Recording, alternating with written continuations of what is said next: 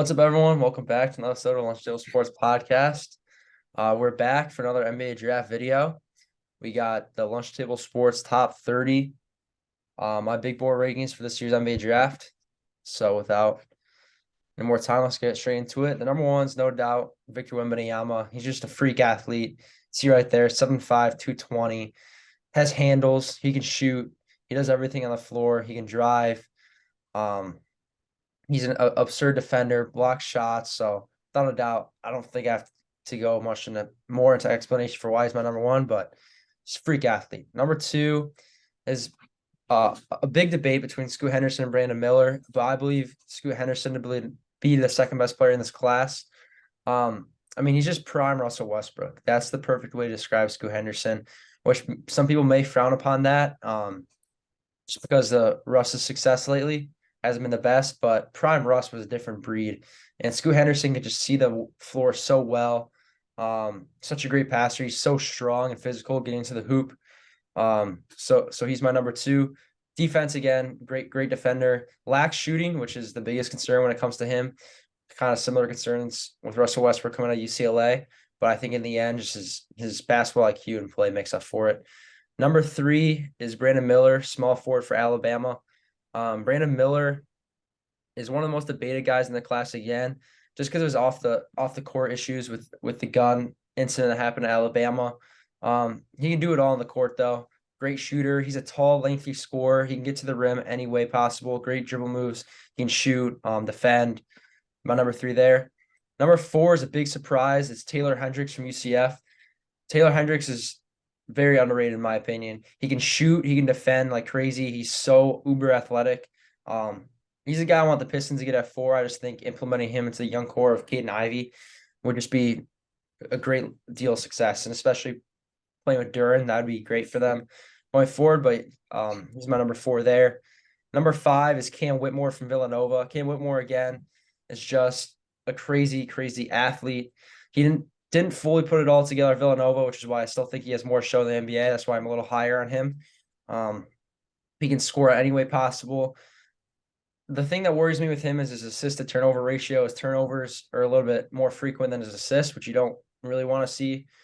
But I think if he goes to a team with an established point guard, then he'll be just fine, or he doesn't have to do a facilitating right away. He can just defend and score, but that's my top 5. Yeah, I like that top five. Couple surprises in there. I like that shaking things up, but I'll focus in on Cam Whitmore here. Switch it up a little bit. I think just like you said, I think he's not fully developed. He's not a guy that's going to come in right away and I think make a huge impact. But if he goes to a team that can develop him the right way and get the most out of his talent that he has already and his athletic ability, I think he could be a really good pick in this draft. And if he falls past the top 5, maybe even a steal for some teams. Yeah, for sure. Picks my 6th player in the draft here is Cason Wallace, point guard from Kentucky. Again, big surprise. I'm going bold here. I'm going based off what I've seen. Cason Wallace is just a stud and super underrated. My comp for him right now is Drew Holiday. He's pretty much a Drew Holiday clone. He's the best perimeter defender in this class without a doubt. 6'3", 185. These Kentucky guards, man, they've been so good in the NBA. You know, you look at recent success with Shai Gilgeous-Alexander, De'Aaron Fox, Jamal Murray, Tyler Hero, RJ Barrett. I mean, the list goes on. So Kentucky has a very established culture producing these NBA-ready guards, like Cason Wallace. He's got a good shot too, which I think makes him more valuable than guys like the Thompson twins, who aren't as proven. If they hit, they could be better than Cason Wallace, but I think Cason Wallace is a proven thing.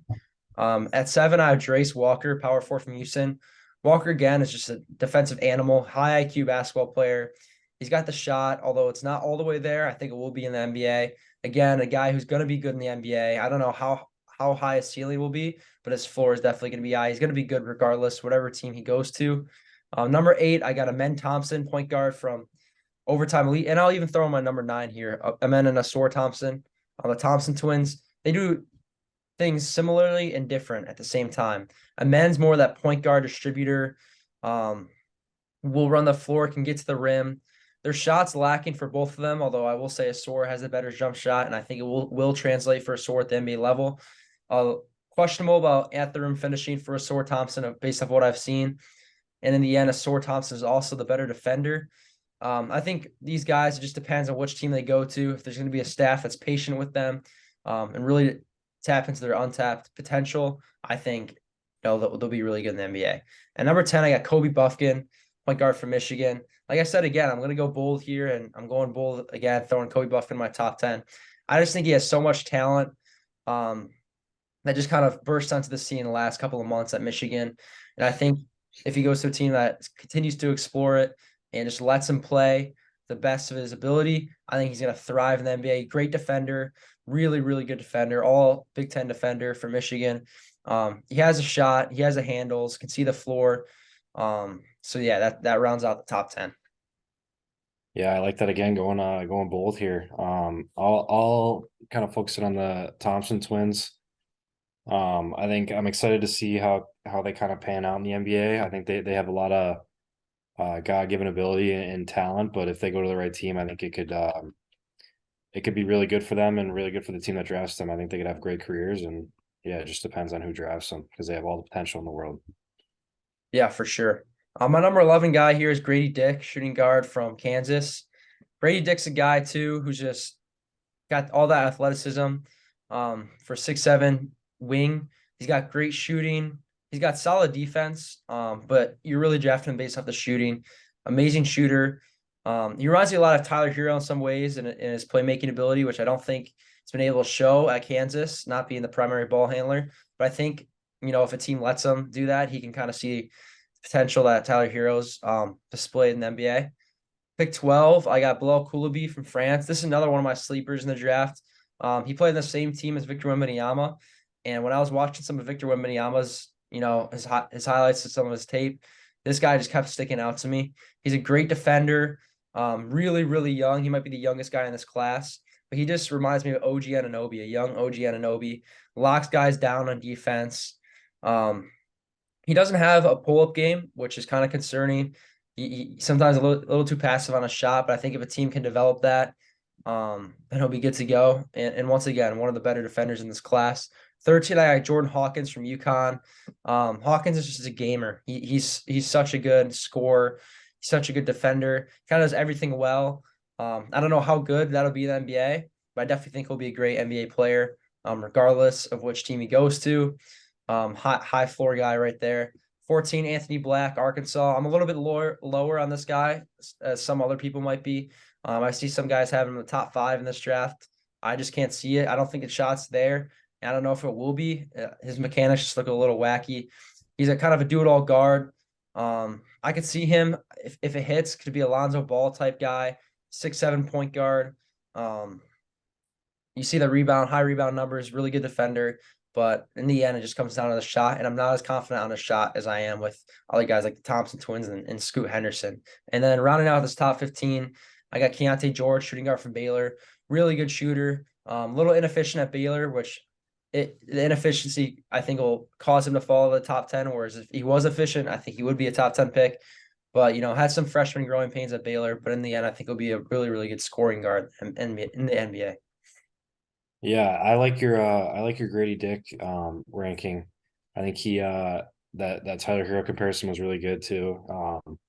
He could be a really solid bench piece for a lot of teams in the league and come off the bench and provide that really good scoring, that shooting, that playmaking ability, and even a little bit of defense too. So I think he kind of does it all and be a great rotational piece and maybe even a starter if a team develops him right. So I like Grady Dick a lot. Yeah, for sure. 16 here, I got Leonard Miller, forward from Canada. He played in the G League Ignite this year, which he thrived in. He averaged 17 points a game, just around 10 rebounds a game, playing against, grown men. A lot of guys play in the NBA. So I think that's pretty impressive. He's still really young and he's really raw, which has him down a little bit. But I think if he puts all those things together, he'll be pretty good in the NBA. 17, I got Jalen Hood-Schifino, guard from Indiana. Hood-Schifino really thrived when Xavier Johnson went down for Indiana, and he had to step up, whereas he wasn't, the best before he had to step up, but once he went to a better role, he just thrived. He went from being a second-round guy all the way to potentially being a lottery pick. He's a tall guard. He reminds me a lot of Malcolm Brogdon in the way that he's just setting guys up for success. He's got that 3-point shot. He's got the pull-up shot, which is very lethal, especially against big-time teams in the Big Ten tournament for Indiana. So I just think potential Jalen Hood-Schifino, as well as proving it in college, warrants him a top 20 grade. 18, I got Derek Lively from Duke. This is a big, big name. He was the number one guy in his recruiting class, and then wasn't the best in his freshman year. He only averaged around 4 points per game. He started pretty much every game for Duke, but he wasn't asked to do much outside of block shots and just defend the paint. But as he's gone through this pre-draft process and the combine and the workouts, he's shown the ability to have that 3-point shot, and it's looked very good. And I think, you're banking on potential, banking on upside, but I think if it hits, there's no reason he can't be, a top 10, top 5 center in the NBA. 19, I got Maxwell Lewis, small forward Pepperdine. Again, just an athletic guy right here. I feel like that's the trend for this NBA draft class. Just a ton of athletes playing basketball, and that's exactly what Maxwell Lewis is. Except the shot is there for him. Really good shooter, really good attacking the paint. He'll give you 10 plus a night consistently in the NBA. And at 20 is Kobe Jones, Xavier. This guy's just a really smart basketball player. Knows how to get to the rim. Knows how to set up his teammates. He's going to be a good culture piece for a playoff team who decides to select him in the draft. Yeah, I like those guys a lot too, but Lively interests me a little bit. I think if he falls to that 18 to 20 range, kind of outside the lottery, but those later first round picks were the kind of better organizations or more or better functioning organizations kind of hang out. I think a team would be stupid not to take him there. Just the upside alone is what you're drafting, and if a team can use him in the right kind of situation, he could really blow up as a prospect. Yeah, for sure. 21, I got Jet Howard, Michigan. This is a name who just kind of has been sliding. He's looked like a potential top 10 pick at one point, and he got hurt, and then he just hasn't looked the same after his injury. Really good shooter though, one of the best shooters in the draft, in my opinion. Poor defensive display at Michigan. Just looked like he wasn't really given much effort on the defensive end.